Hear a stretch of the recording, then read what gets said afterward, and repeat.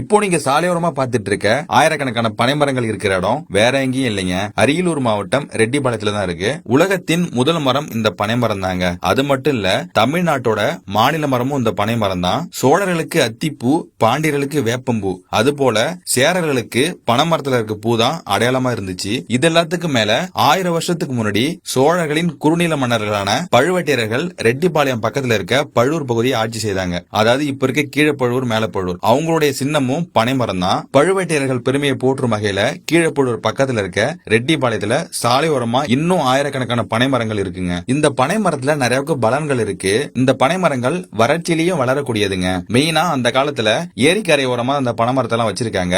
என்ன காரணம்னா நிலத்தடி நீரை சேமிச்சு வச்சுக்கும். அது மட்டும் இல்லங்க, கீழே இருக்க பனைமரத்து வேர்ல இருந்து மேல இருக்க பனைமட்டை வரைக்கும் எல்லாமே மனிதர்களுக்கு அந்த காலத்துல இருந்து இந்த காலத்து வரைக்கும் ஒரு உபயோகமா தான் இருக்கு. அந்த காலத்துல நம்ம ஊர்ல கூரை வீடுகள்ல பாத்தீங்கன்னா தென்னை மட்டையும் பனை மட்டையும் தாங்க இருக்கும். இந்த பனைமரத்துல காய்க்கிற நுங்கு பதநீர், கருப்பட்டி, பனங்கற்கண்டு இன்னும் நிறைய பொருட்கள் தயாரிக்க உதவுதுங்க. இந்த பனைமரத்தோட தண்டு வீடுகளுக்கு சப்போர்ட்டா கொடுக்கறதுக்கு யூஸ் ஆகுது. அது மட்டும் இல்லங்க, அந்த காலத்துல உலக்க செய்யறதுக்கு இதை பயன்படுத்தி இருக்காங்க. இப்படி மரம் ஃபுல்லாவே பல நன்மைகள் உள்ள பனைமரங்கள் இன்னும் நம்ம ஊர் சைடு ஒரே இடத்துல ஆயிரக்கணக்கில் இருக்கிறது ரொம்ப பெருமையாவே இருக்குங்க. கண்டிப்பா நீங்களும் ரெட்டிபாளையம் சைடு வந்தீங்கன்னா இந்த ரோட்ல ஒரு முறை டிராவல் பண்ணி பாருங்க. பார்க்கவே அவ்வளவு சூப்பரா இருக்கு.